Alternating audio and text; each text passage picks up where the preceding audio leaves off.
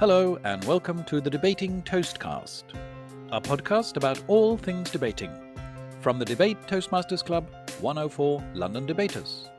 Hello everyone and welcome to this special podcast on logical fallacies. I'm joined today by author and debating coach William Hagerup from 104 Debaters, a debate club that meets both in person in London and online, where anyone in the world can take part from wherever they are. William, thanks very much for joining me today. Hello, Swarajit. Yeah, it's a great pleasure to be here and sharing your space on X or Twitter. Great. Firstly, can you start by explaining to us what is a logical fallacy?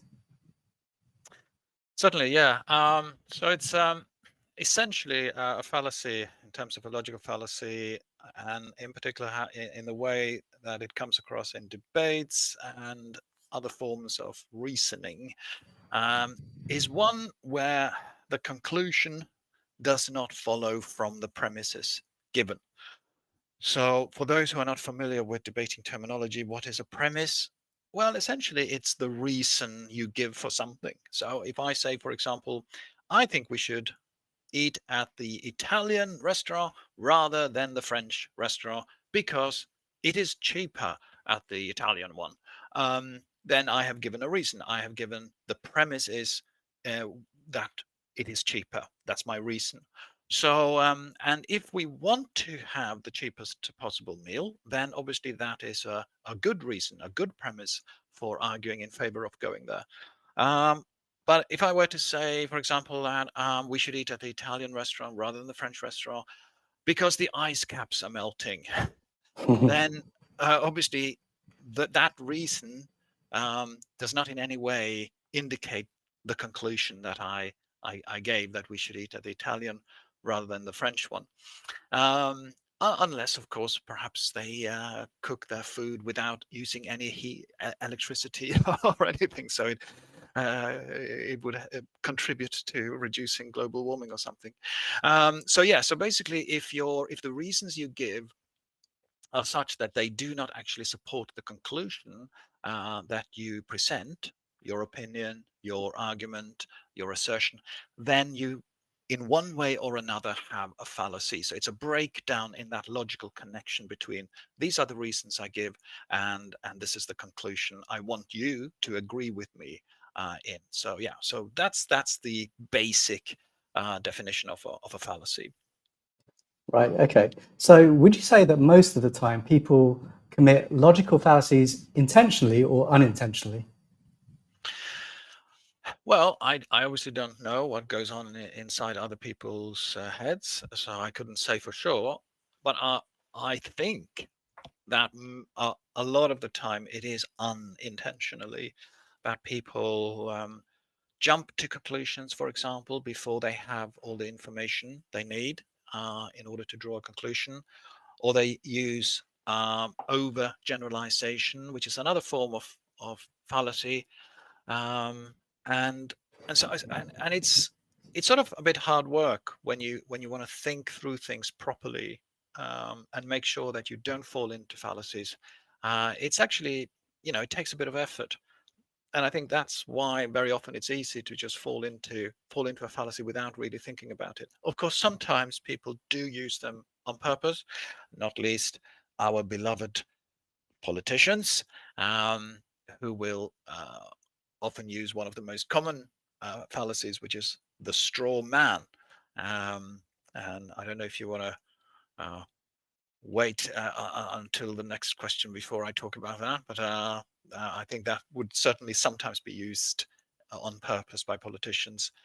So I think we can, go into detail on some of these later on. But would you say that's the most common fallacy? You mentioned politicians, but in general, is that the most common fallacy that you come across in debating? I think it is probably one of the most common that we come across in both informal debating. I hear it a lot, and also in more informal discussions online or in other fora, even in just conversations between friends or people. It's so easy to fall into it because even in professional interviewers make this mistake.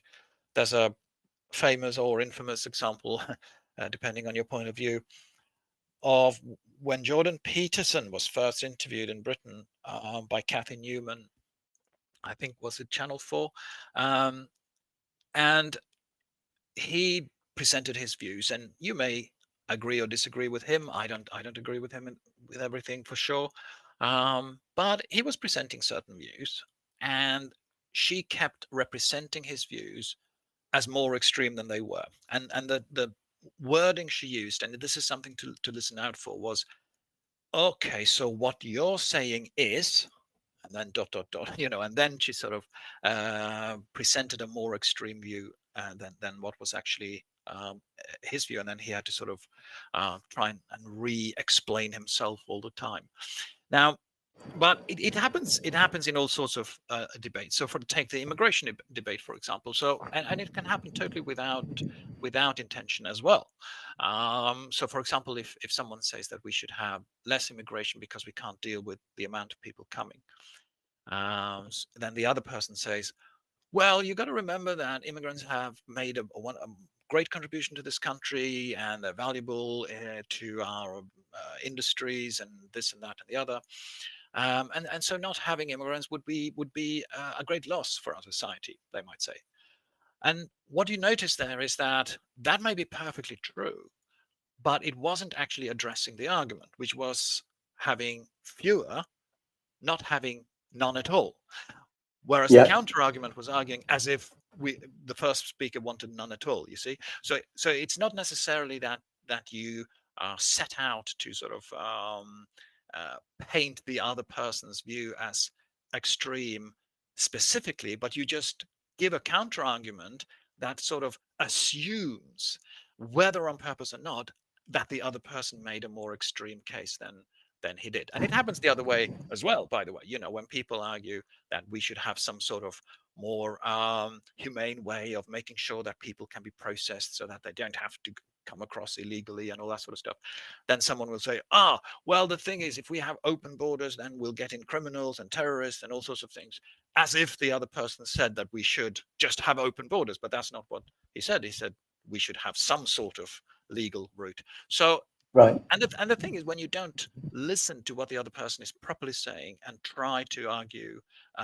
against what he really said, rather than what this sort of fantasy version or this straw man version, you are not having a very meaningful exchange, are you? You are just talking past one another. So Yeah, yeah, you're talking across purposes, basically. exactly. Um, so it sounds like spotting and calling out logical fallacies is a good habit to get into. How should we deal with them when we come across them? Well, one thing is to essentially say that is what happened. So in the case of the immigration debate, the first person could say that, well, I did not argue in favor of closing the borders. So let's be clear what we're actually talking about, and then bring the debate back to what the topic is. What we're talking about here is how many people we can deal with, not about whether we close the borders or not. So essentially, what you do is that you first of all point out that the other person was arguing against something that you did not say, and then you repeat and bring the debate back to what it is actually about. So repeat. If there is a motion in a formal debate, for example, you bring it back to the motion. This is what the motion actually said. Or if it's in an informal discussion, you say that, well, hang on a minute, that's not what we're talking about. Let's just get back to where we wanted to focus. One good way of avoiding strawman arguing is actually to arrive at something called the stasis. So this is another debating term, but it's derived from some Greek and Latin. Essentially, what it just means is the point of standing still, meaning let's first work out what we agree on. So what is our common starting point?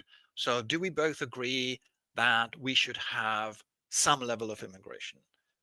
Yes, we're happy to have some level of immigration, and we both believe that immigrants can make a positive contribution.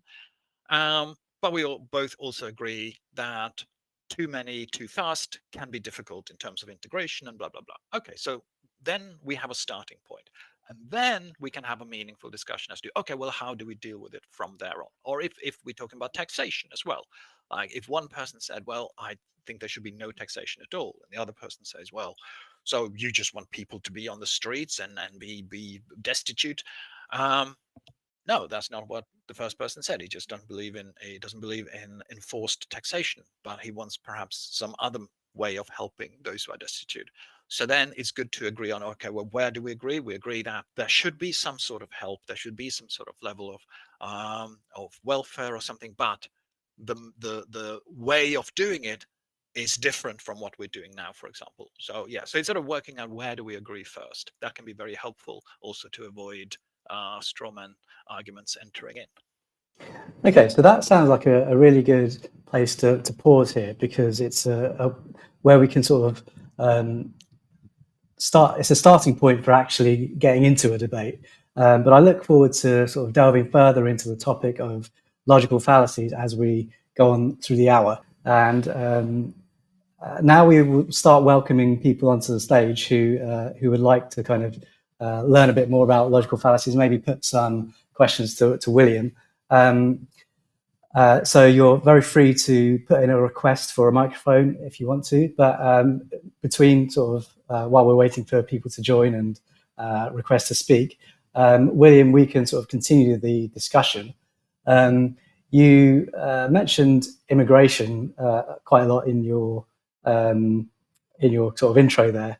That's I guess that's quite a common topic at the moment, probably all over the world, actually, in politics. So how do we, what other kind of fallacies do you think are occurring in this debate on immigration? You mentioned the straw man. Just because immigration is a very topical thing, is it just the straw man, or what else do you hear occurring? Yeah, no, I mean, you get all sorts of fallacies, of course. I mean, there's the I could run through some of the most common ones that I think we find not only in immigration debate, but any debate really, such as the no true Scotchman fallacy, which is the sort of informal name of it. It's also called moving the goalpost. So, for example, if you talk to someone who is would argue in favor of communism, for example, and you point out that, well, historically that didn't go very well, because look at various historic examples of countries that basically became ruined because of their communistic experiment. Then very often you get the response, yeah, but that wasn't true communism. That wasn't true communism. And then every time you sort of come to that, what about that country? What about that country? That it's never true communism. Only if it works is it true communism. But so far, we haven't got there. So the name the name "No True Scotchman" comes from an illustration of this moving the goalpost, as we also call it, which is well, let's just choose Dougal said that no true Scotchman will use sugar in his porridge. And then another chap, Mr. McDonald, says that well, my uncle uses sugar in the porridge, and he's a Scotchman. And then Dougal says, yeah, but no true Scotchman. So then he's a Scotchman, but he's not a true Scotchman. So you start out by saying, I think I may have told it wrongly, actually. You start out by saying no Scotchman would have sugar in his porridge. And then when you point out there is a Scotchman here who uses it, you say, but yeah, but no true Scotchman. So it's moving the goalpost. It's sort of saying that, well, so for example, if you're arguing about immigration again, to go back to that, you could say that I think, immigration has been a disaster for this country. And then people point out, yeah, but what about this and what about that? Immigrant community that's done something good, contributed to working, in the NHS or in some industry. And then they say, yeah, but I'm not talking about that form of immigration. I'm talking about another form of immigration. And then you just sort of move the goalpost. Yeah, just another example actually that I sort of noticed recently was people sort of debating Islam and whether it's sort of compatible with sort of Western culture. And someone was claiming, Islam is a sort of violent religion, and on the other side you had someone saying, no, it's a peaceful religion. And then the other person said, well, what about Osama bin Laden and Al Qaeda? And the person on the Muslim side says, well, no, Osama bin Laden is not a true Muslim then, because he would be living a peaceful life if he was a true Muslim. So I noticed that before myself. Let me go to Preston in the speakers, and I think he has a question. Sure. Thank you, Swara. Certainly I do.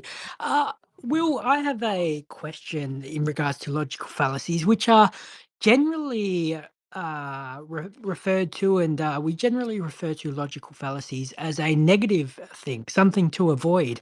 My question for you, Will, is there any time in your experience where tactically in a debate you would implement a logical fallacy as a way to win a debate, knowing it is a logical fallacy, but knowing it would be very effective to push your argument? Yes, well, it's a very devious question there, Preston. Are you planning a debate shortly?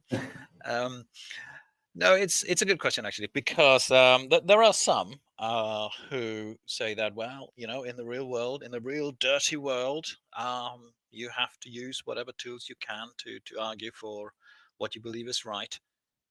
I think the problem with using logical fallacies on purpose is that although, yes, you can get away with it, and you can sort of win a short-term victory, you run two risks. One is that those in the audience who are intelligent people and whom you want to convince will actually realize that it is a fallacy, and they will just think that you're being dishonest and you're not serious, and they will not be convinced by your argument. The second danger is, of course, that the other side, whichever is your opposing side, will pick up on it and they will point it out, and then you will then look very smart, shall we say. um, and then the third problem, of course, is that when you do build on fallacies, you are building on shifting sand. You're not building your house on rock solid ground of logic. So it is much easier then to push that edifice over and make it crumble. So I would very much advise to be extremely careful with using them on purpose, definitely, because it just makes your case so much weaker than it could be. Great answer, Will. And you also alluded to something that is one of the most important lessons I've ever learned in debating, which is when you are arguing for the audience, not for the person you are arguing against. So, very much something that has always helped me, and you alluded to it in that. So, thank you for coming onto this space. Certainly will be learning a lot as you continue the conversation. Thank you very much, Preston. Yeah, so it's a pleasure. Yes, thank you, Preston. That's a very good point, actually. And William and I are both members of the same debate club, 104 Debaters. And there is another member there who has actually argued essentially the point you were making. You are arguing to win the audience over, and so, therefore logical fallacies are potentially a legitimate way to do that if you know that you're doing them in order to win over the audience. So I prefer not to, personally. I prefer to avoid them altogether, because to me it just doesn't make any sense. But the main thing about logical fallacies is that a lot of the time, if you don't know what they are, you won't know that you're using them. So that's why we need people like William to sort of explain these things to us. What do you think, William? Well, it helps to have people. I mean, I've made it a bit of a study of mine these last few years, but I first became aware of fallacies when, as a younger man, I took a undergraduate course in logic back in Norway, where I come from originally, and so it just made me aware of these things. Like, although in philosophy, there some of these fallacies have more formal names and formal structures and all the rest of it, but things such as be agreeing about, or rather disagreeing to something that wasn't actually what the first person said, which is brings us back to the straw man, for example, is just such a useless thing to do, because you're wasting time, you're wasting your breath, basically, and you could have a meaningful exchange, and instead you're just talking past one another. um, Another one that's very common, which I can mention also, is which has a nice Latin name, post hoc ergo propter hoc. Perhaps, I don't know if we can write it somewhere so people can see it in writing, but it's essentially causation versus correlation. So this is also very, very common, and you see it in newspaper headlines, like people who eat dark chocolate live longer. Um, which suggests that by eating dark chocolate you will prolong your life, whereas in fact it's just a correlation there, that those people who tend to prefer dark chocolate perhaps have a more healthy lifestyle in general. Also the claim that vegetarians live longer, you cannot from that necessarily conclude that it is because they are vegetarians, because they eat less, because those who eat meat may also have many other more unhealthy habits. Perhaps they smoke, perhaps they don't take as much exercise, whereas those who are vegetarians tend to be people who already think about these things and are very conscious, not just about what they eat, but their whole lifestyle and how they live. So I'd be careful not to sort of take a correlation between something that these things are both true about one group, for example, and therefore it's because of X. You can't know that for sure unless you have a lot more data. So that's so the post hoc is quite a common fallacy as well that we see. Yeah. Preston, did you have your hand up again, or I think you've dropped down to listener? That's fine. Right. So I just wanted to talk about. So as I said, I ran a space a few weeks ago on the topic of God and religion, and one of the common fallacies that I heard there was, I think it's called the appeal to personal incredulity, which is, how could the universe, or life, animals, and things like that have just come into existence without any intervention? I can't possibly understand it. That's a common fallacy that I hear in religious debates. Does it occur anywhere else? Yeah, are you asking me? Yeah. Do Right. you Yes, know of much course. about it? Yeah, I mean, it's a related fallacy to that is the appeal to ignorance. So, for example, well, we don't know that X didn't happen, and therefore it happened. So we don't know that we don't. It hasn't been proven that Mossad, for example, was behind the Twin Tower, the aeroplanes flying into the. This is a common. So this is a fallacy you see a lot in conspiracy theories, that we don't know. It hasn't been proven that this didn't happen, or that such and such a group wasn't behind such and such an event, and therefore it might be true. So and of course, but the fact that you don't have evidence to the contrary doesn't mean that something has been proven, right? Take for example, go back to God, the question of the existence of God again. I have very often heard it as well in the debate about religion, that you cannot prove that God does not exist, and so therefore he must exist. But that is an absolute fallacy, because it is, if you put forward a claim, if you are the one who puts it forward, of a positive claim, as we call it, that something is something, so God exists, then it is you. It's upon you to prove that claim. You have the burden of proof to prove that claim. Um, and so it is not on anybody else to then prove a negative, to prove that it isn't so. You make a positive claim, you have to prove it. If you take an example from something else, like the existence of Father Christmas or Santa Claus, if you claim that Father Christmas exists, then you have to prove it. Nobody needs to disprove his existence, and you can't say, well, you haven't proven that he doesn't exist, so therefore there must be a Father Christmas somewhere in the world. No, that makes no sense. So yeah, so that's it's a fairly common fallacy, but it's often one that once you explain it to people, they tend to sort of understand it quite quickly. But it's so easy to feel that, like you say, if you can't understand that something can't be like that, then how can't it not be like that? But and it's difficult sometimes to accept that we just don't know certain things, and we need more information. And yeah, so yeah, Yeah. appeal to ignorance is another name for that. Right. Yeah. And again, in the God debate, I think one of the common arguments I hear was, but I think this relates back to moving the goalpost. So when you ask something like, "Oh well, if God is real, how come I can't see him?" and they'll say, "Well, he's invisible," and you'll say, "Well, how come I can't touch him or hear him or test him in any way?" And they'll just sort of change the definition so that every question you ask will have a different kind of get out clause, if you like.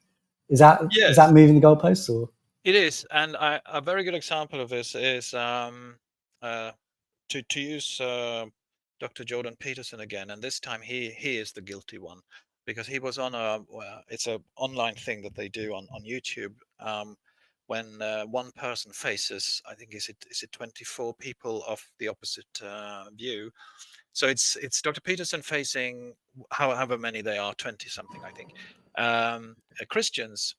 Oh, sorry, atheists, and he is supposed to represent the sort of the religious point of view, or favor religion. And so he makes various claims about God. And then when the atheists argue against it, he says, yeah, but that's not God, and that's not God. And in the end, God became something very vague, like your highest ideal or something, which, like, okay, well, then we all believe in God. Like you just redefine what God is until everybody has to believe in it, whether they want to or not. So that's definitely moving the goalpost. Whereas if you were to just debate it based on what is the common notion, particularly in the sort of Western Christian part of the world, then we all have a fairly sort of reasonably clear idea about what God is supposed to be. So you should be honest and debate on that basis. Yeah. yeah, so that thing you just said about redefining God to the point that it's something that everyone has to believe in, is that the same as the stasis point that you made earlier, or is that something different? Well, yeah, so it's related to that in the sense that if you note, so in that video, so I recommend that to everyone. I don't know if we can share the link or something here, Swarajit, but there was one exchange that was quite good, because the other person started by, okay, can we just define some terms to begin with? Okay, so something you find in formal debates like we do at 104 London Debaters and online debaters is that the first speaker to present the case for the proposition will have to define the terms. So give so if they are arguing, for example, this house would ban dogs in cities, then they have to define, well, what do we mean by ban? Is it a total ban, or is it a ban but with a license that you can have license? What kind of dogs are we talking about? Is it all dogs or just certain dogs? What do we mean by cities? Is it formally those who have city status, or any town above a certain, so you have to make sure that you define all your terms properly so that we know what we're talking about. And that's sort of a way of establishing stasis, like this is where we start, so we have to be clear about that. And absolutely, that you avoid that whole moving the goalpost by agreeing in advance. So it's really useful if you're having a discussion with someone, and particularly if you feel that you're sort of struggling here because you feel that you're talking past one another, or you feel that the other person is all the time moving the goalpost. Perhaps he's doing that not on purpose, but because he originally was thinking about something else. So that again can happen. And so it's good to ask, to start with, well, what do you mean by that? So when they make a statement, ask a few questions first. Make sure that you establish what it is the other person really means, understand his point of view, and then present your counter argument once you know that you really understand the other person, and then you avoid some of these common fallacies immediately. Thank you.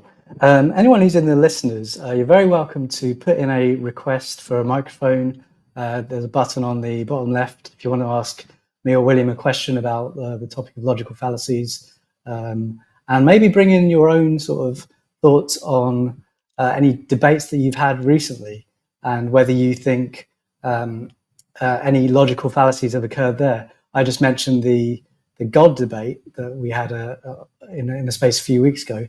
I'll mention that again, and I'll just because I have an example of what I think is a logical fallacy, but it also comes up in another subject that is quite topical at the moment. So the logical fallacy I wanted to talk about with the religion debate is called circular reasoning, and that I think is where people say they believe in the Bible because they know it to be true, and they know it to be true because it says so in the Bible. So I think that is an example of circular reasoning. The more modern, recent example of this is with the transgender debate, where the gender critical people are always saying, well, how can a transgender person be a woman? How do you define a woman if not by biology? And they might say something like, well, a woman is anyone who feels like a woman. In which case they've used the word woman twice in the same sentence without actually giving it its own definition. Can that circle ever be broken, William? Because I think if you sort of break down that definition of woman and say, well, a woman, yes, is a biological female, but it can also be someone who associates themselves with the social traits of a biological female in society. Does that break the circle, or am I being too wishful here? I think you need to come back to the point of stasis. I try and come back to a point that you both agree on. So, because this is particularly a debate that becomes often very contentious and very emotional, and people get angry and start throwing things at one another, at least verbally. Um, and I think I want to just throw in one more concept here, which is good faith debating. So that's when you debate in good faith or discuss in good faith, you try and believe the best about the other person. You try and believe that the other person has good intentions, that he's not an evil bastard. You know, that he just wants to raise his or her concerns and thoughts. And if you can both believe in the other person's good intentions, that's already a very, very good starting point, which will help everybody to have a more meaningful exchange of views. Um, so that's just point one. And I think if you don't have good faith debating, that it doesn't help sort of whatever fallacy you try and point out or however rational you try and be, it will just deteriorate into a slinging match. So I think so that's sort of number one. You got to start with good faith. And then yeah, so circular reasoning, it's definitely circular reasoning to say that a woman is anyone who defines themselves as a woman. It's the fallacy is actually called begging the question, which is that's an expression often used wrongly to mean that something raises a question. But begging the question is where you, in your definition, you support your own conclusion. So to go back to the Italian restaurant, we should eat at the Italian restaurant because the Italian restaurant is the best restaurant. You know, like hang on, that's just saying that that's your conclusion, which is the best. You believe it's the best one. That's the claim you want to make. You can't have that in your definition then. You need to explain why it's the best one. How come? In what ways? What are the reasons? What are the premises? But just restating it in your definition means you're begging the question. I think the way to break it again is to come back to definition, and that's the big question: what is a woman, right? So, and if you can ask the other person in this debate when you're having a discussion is, what is it you want to achieve? What is the fundamental thing you want to achieve? And I think what most people can agree with the stasis is that we should treat everybody with a degree of respect and consideration, and have space in our society for people who feel differently and think differently and want to live differently than the majority, um, and that's fine. So okay, so if we can agree with that we have a really good starting point. And then one person may say, well, for me, I think we should only use the term woman about someone who is biologically born a woman. And then anyone who is born in the other sex should therefore be called something else, such as trans woman. And then that can solve the problem if you can then agree that by adding that additional word, that additional adjective, then you have sort of specified that this is a subcategory, and then the main category is obviously the biological female, and then there's the subcategory of social woman, as it were, people who identify socially as wanting to live out and express themselves as women. So I think, yeah, because what if your point is, well, I don't want people like that around, I don't want people like that in my society, then there's really no point discussing with that person, because he will then be not care whatever definition you have. He doesn't want trans people, and if the other person is just wants to have trans rights, even if it trumps anybody else's rights, and even if it's not appropriate, for example, in certain female spaces such as rape centers, then he's being unreasonable on that side. So you have to find that middle ground first, I think, before you can have a reasonable discussion. Right. I wanted to talk about, well, actually, so I was doing a bit of research on logical fallacies before this space today, and just the fact that you mentioned middle ground just now made me recall a fallacy that was called the middle ground fallacy, actually, because you can have two people arguing perhaps at either extreme of an argument, and therefore someone might say, well, you're saying this end is right, you're saying that end is right, why not meet in the middle? And that should be the most logical answer. But that doesn't necessarily follow, does it? No, absolutely. I mean, if you, what I should have said actually is I should have used the word or the expression shared ground rather than middle ground. So it's the stasis. So what can we agree on as a shared perspective here? Because if we don't have a shared starting point, then there will be no meaningful exchange of views.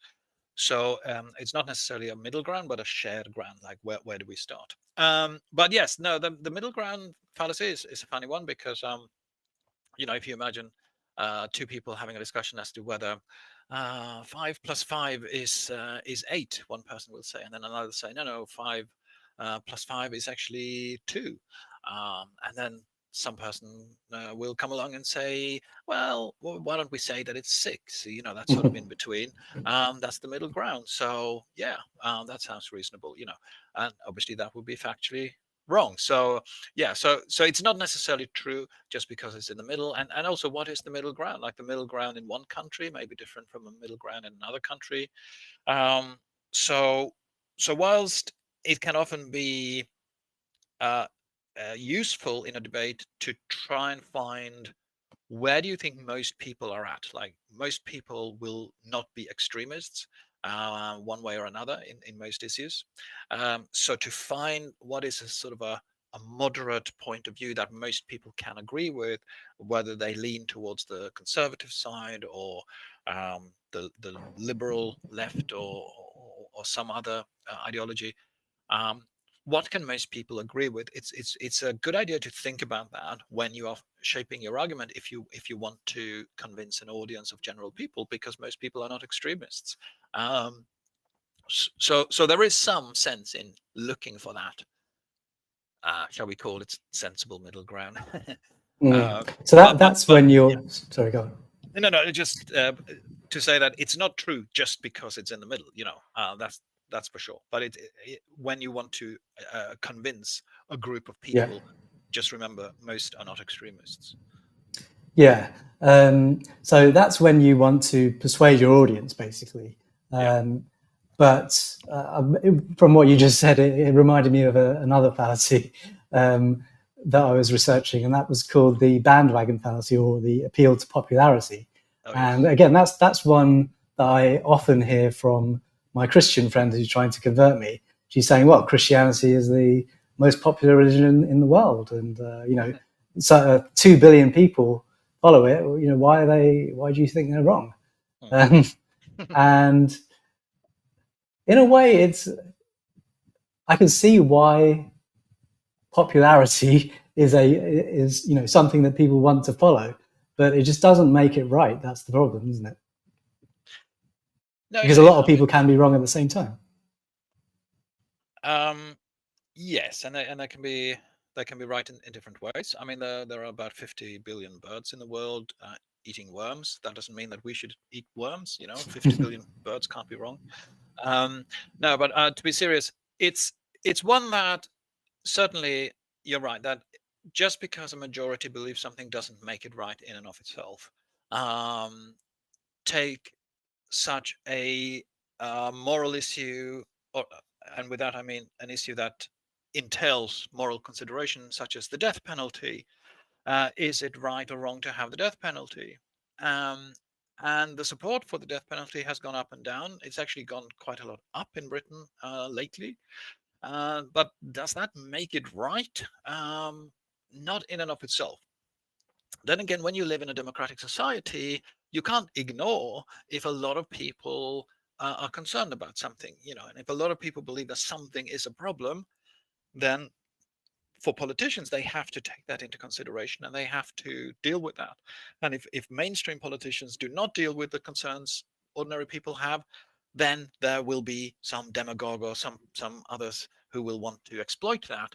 So it's very important in a democratic society that although something does not become true automatically just because a majority believes it, and you can just look at history, people have had all sorts of wrong beliefs in history about how the world works and how the sun goes around the earth when in fact it is the earth going around the sun.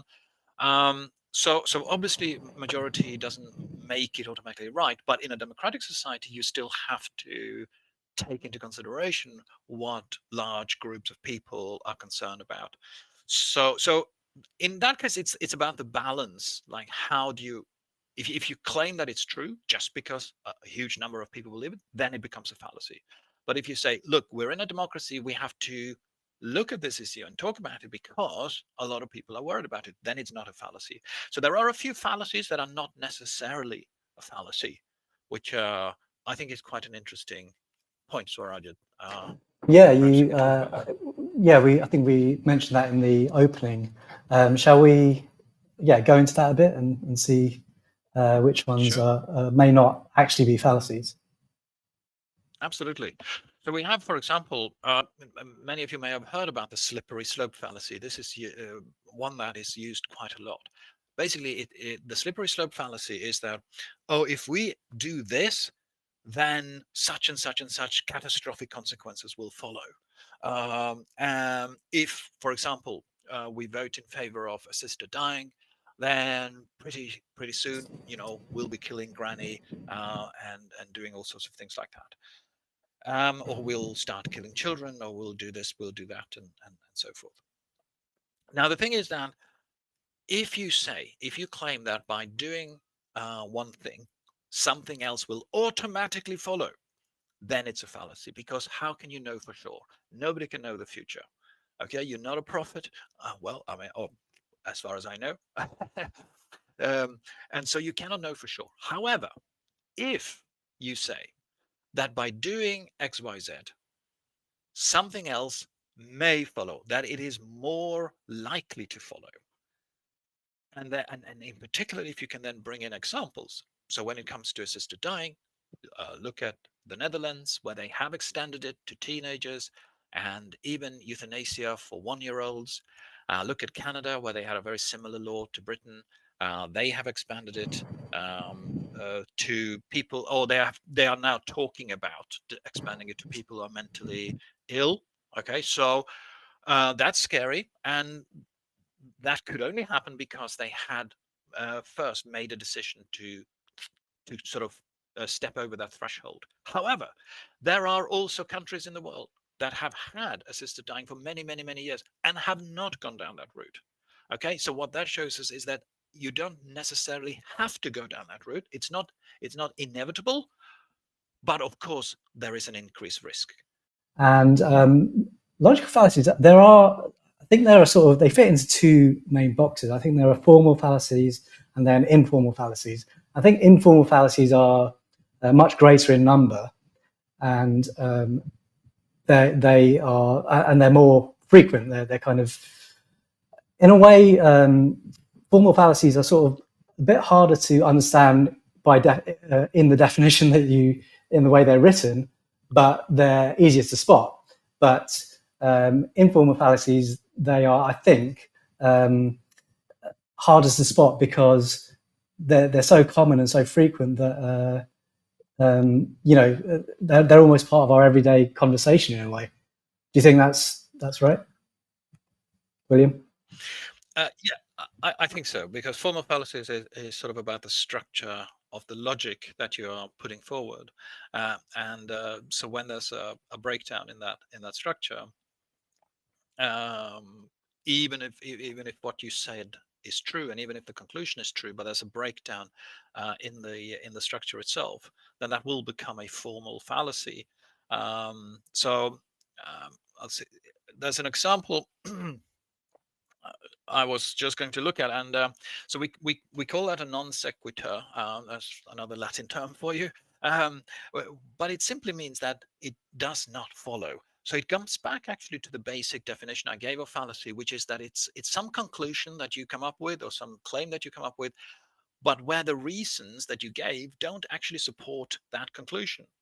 Okay, so if I say, for example, the classic syllogism is a major premise. Okay, is that all men are mortal. Okay, many of you may have heard this one. Okay, and then the second premise is Socrates is a man.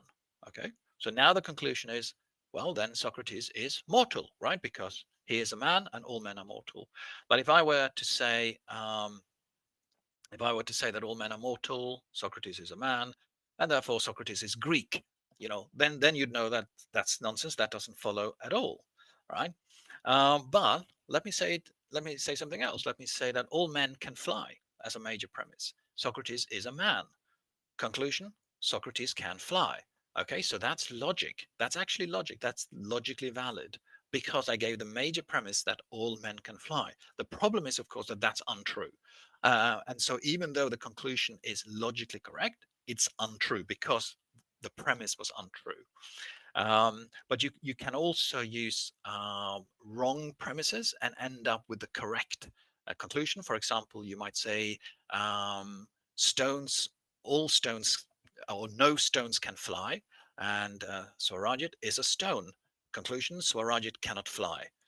Well, it's true that Swarajit cannot fly, but not because he's a stone, So yeah, so formal fallacies are fun, but they are perhaps not super useful in everyday situations, although they can help you when you are trying to put together a strong argument, like when you are in a debate or you're writing a speech, whether it's for sales or some other presentation, and you want to have a really tight argument in favor of whatever it is you want people to do. Then it can be really useful to have a look at formal fallacies and just be sure that your structure is really tight, and that your conclusion really follows from the steps that you have set out. So yeah, so it can be useful, but yeah, in everyday situations, the informal fallacies are sort of more helpful to be aware of. Thanks, William. Just a technical point to do with Twitter Spaces. Can you mute when you're not speaking? So it's like a kind of a walkie-talkie thing. So when I'm not speaking, I should be muting my microphone, and then you should unmute. It's a bit of a faff, but it's just that otherwise there is a bit of an echo for the listeners, unfortunately.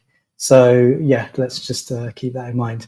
We have a hand up in the audience, so let me pass on to the sales therapist. Do you have a point to raise? Please unmute and come in. So, hi, Swarajit and Will Hag. I saw uh, the space yesterday and I said, this is quite an interesting space to be. So, I am a believer in the inadequacy of logical reasoning because of its inability to capture the complexities of human experience. But I'm going to circle back on that. And what is more relevant to me as a salesperson is that we often use some logical reasoning in order to make our audience take a certain action. And regarding the slippery slope you were talking about, I could say that if you don't, let's suppose I'm promoting this space, and as a marketer, I can say if you don't join the debating and logical fallacy space for tomorrow with William, you are not going to learn about logical fallacy. So this is considered to be a slippery slope, I suppose, and it is considered to be a logical fallacy. So what I want to ask you here is that, you see, how does that relate to ethics? Because as a salesperson, I will not sell anything and I will not promote anything that I don't believe it is in the benefit of my audience. And when I use my logical reasoning methodologies, I'm just trying to appeal to their emotions and their psychology in order for them to take an action that is most beneficial to them. So while this could be a logical fallacy, but it is actually something that can help them. So do you see any line between logical fallacies? Yeah, yeah. And no, that's a very good point. So let me first take your example, because the example you gave wasn't actually a fallacy. It was a reasonable proposition. You said if you don't join this spaces, you will not learn about fallacies. Obviously, the person could learn about that somewhere else, so it's not in 100% true, but it's certainly true that they miss this particular opportunity to learn. So that it's a reasonable thing to put forward as an argument for joining. If, on the other hand, you said that, look, if you don't join this particular spaces on Sunday, the 22nd, then you are going to fail in your future career, and probably your spouse will despise you because of your failure, and you're going to be divorced and end up in the gutter. And so, yeah, see you in a year as you lie under the bridge, and so forth. That would be a slippery slope, because now you are saying that all sorts of things will definitely happen if you fail to take this particular action. And so the difference between a slippery slope becoming a fallacy or not, as I said, is that if you say that something will definitely happen if you do or don't do this particular thing, then it becomes fallacy. But if you say that, look, if you don't make an effort to try and learn about fallacies, then that may make you weaker in terms of your thinking and your intellect, which in turn can be negative for your career, whether it's as a salesperson or as a leader or whatever. So, and this is a great opportunity, you shouldn't miss it. Then of course, then it's not a fallacy, because you're just saying that it might be bad for you, if you sort of fail to take these opportunities. But hang on, on the other hand, you may miss this opportunity, but take another opportunity. So you can't know for sure. But and on the moral side, yeah. So the thing is, if the argument is, well, I know this is for your best, and so I'm going to use any tool in the toolbox, whether it's a fallacy or not, I'm just going to convince you because I know this is in your interest. I think that's a bit dangerous, because it should be up to the person himself to come to the acknowledgement that it's in his interest. And that's, again, why I don't think we should use fallacies to convince someone, because at the end of the day, it's sort of dishonest, really. So even if we think it's in his interest, we should convince him that it is in his interest. And learning rhetoric and coming, say, to a debate club will actually help you to become better at doing that without resorting to fallacies. And yeah, we've really just touched the surface, I think, on the topic of logical fallacies. There are many more of them that are out there, basically. A good website to start on is called yourlogicalfallacyis.com. And I think the original purpose of that website was just for people to point others towards the right link for what their logical fallacy is in an online debate or online disagreement. So yourlogicalfallacyis.com. Check that website out. And otherwise, yeah, thanks again to everyone who joined. Thank you to William. And yes, as I said at the beginning, I do run debate spaces. So I've done a couple so far. Not sure what the next debate is going to be, but I will put that out on my Twitter page. So if you're interested, do follow me, turn notifications on, and do follow William to find out more about what he does and when his book comes out. You've been listening to the Debating Toastcast. Feel free to leave a comment, critical or encouraging. We welcome both.